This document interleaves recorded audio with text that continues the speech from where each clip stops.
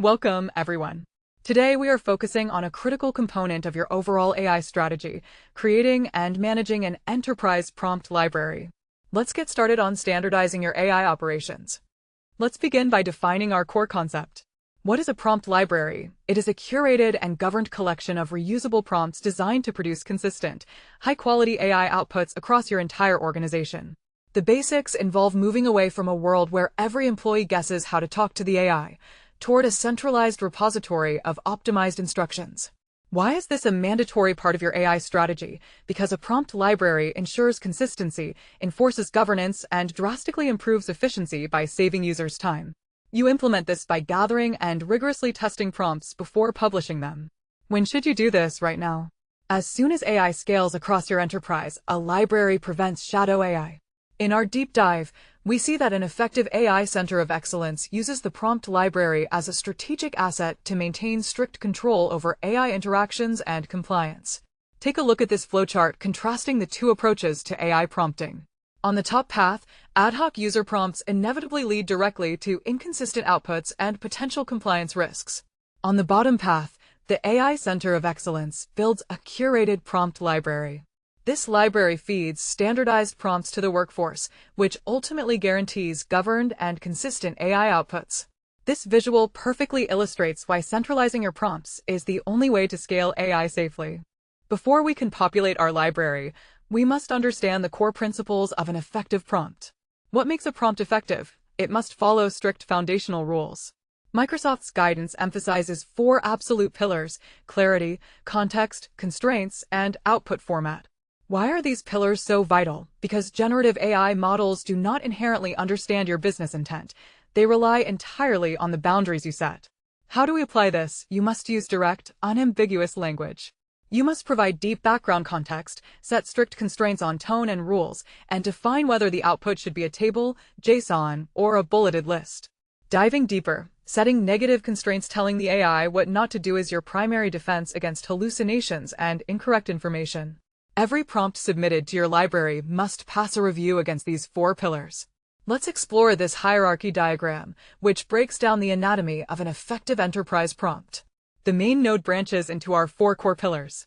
First is clarity, demanding unambiguous and action-oriented language. Next is context, where we inject the business purpose and target audience. The third branch is constraints, which establishes our tone and absolute safety rules. Finally, output format dictates the exact structural requirements like JSON or tables. A prompt missing any of these 4 branches is incomplete and should be rejected from your library. Now, let's discuss standard prompt patterns. What are these? They are structured formulas that yield highly predictable AI performance. The basics involve using Microsoft's proven patterns, such as the instruction plus context plus output format pattern, or role prompting like telling the AI to act as a compliance officer. Why do we standardize these patterns? Because using a uniform structure drastically reduces output variance and makes it much easier for other developers to safely reuse and adapt prompts. How do we implement this? We populate the library with templates utilizing few-shot examples to demonstrate desired styles and multi-step patterns for complex logic. For a deep dive, consider complex business workflows. These require chain-of-thought patterns. By forcing the AI to extract, then analyze, and finally summarize, you significantly reduce error propagation in enterprise workflows. This left-to-right flowchart illustrates the ultimate instruction plus context plus output pattern that should dominate your library. The flow begins with the instruction block, dictating exactly what the AI must do. This flows into the context block, where data and business rules are injected. Next, we pass through the examples block, utilizing the few-shot methodology to show the AI what success looks like. Finally, it reaches the output format block. When chained together, these sequential elements form a robust, standardized prompt template ready for enterprise deployment. What actually goes inside a prompt library? Let's look at the components of a well-designed library. This is the structural organization of your prompt assets. The basics dictate that your library must house both general functional templates and highly specialized, domain-tailored prompts. Why does structure matter? Because if employees cannot quickly find the right prompt for their specific business problem, they will write their own, defeating the purpose of the library. How should you organize it? Create categories by general tasks like summarization, classification, or data transformation and cross-reference them by business domains, such as HR, finance, IT, and security. Digging deeper into architecture, your library must explicitly map prompts to their execution environments. A prompt optimized for a low-code Copilot Studio agent might need different tuning than a pro-code prompt running directly against an Azure OpenAI endpoint. Review this organizational tree diagram representing the structure of our enterprise prompt library. From the main trunk, it splits into two primary branches, task-based templates on the left and domain-specific prompts on the right. Task templates break down into universal functions like summarization and classification. The domain branch breaks down into departmental needs like HR and finance or IT and security. Crucially, at the bottom, notice how these prompts are explicitly mapped to their target execution environments, such as Copilot Studio or Microsoft 365 Copilot. This ensures complete clarity for deployment. Slide 5 introduces governance, metadata, and quality standards. What does this mean? It means a prompt is more than just text. It requires data tags and quality thresholds to be officially published. The basics mandate that every single prompt in your library must be tagged with its purpose, owner, version, and last updated date. Why is this so crucial? Because metadata enables lifecycle management. If a prompt starts hallucinating, you must know exactly who owns it and what risk tier it belongs to. How is this enforced? You require creators to tag prompts with a risk classification and explicitly list the grounding knowledge sources the prompt depends on. In our deep dive, we focus on admission criteria.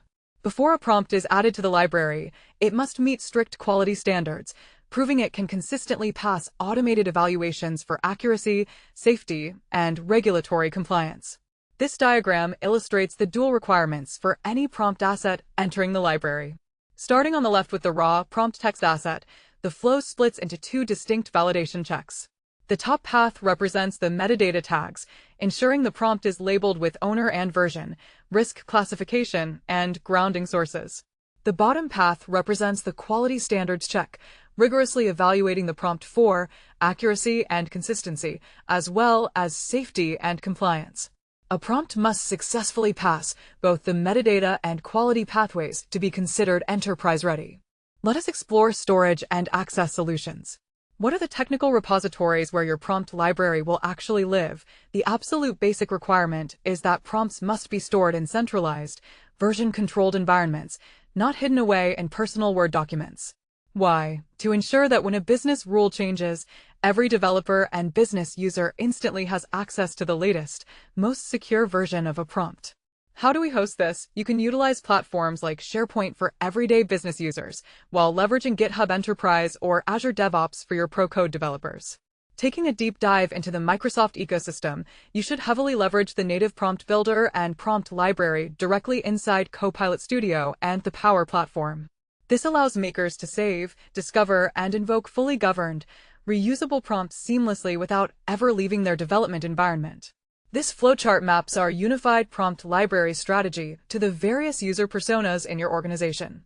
From the central strategy node at the top, we branch out based on user needs. For business users, the library is surfaced through accessible SharePoint or portals. For pro-code developers, the prompts are stored as versioned code in GitHub or Azure DevOps repos.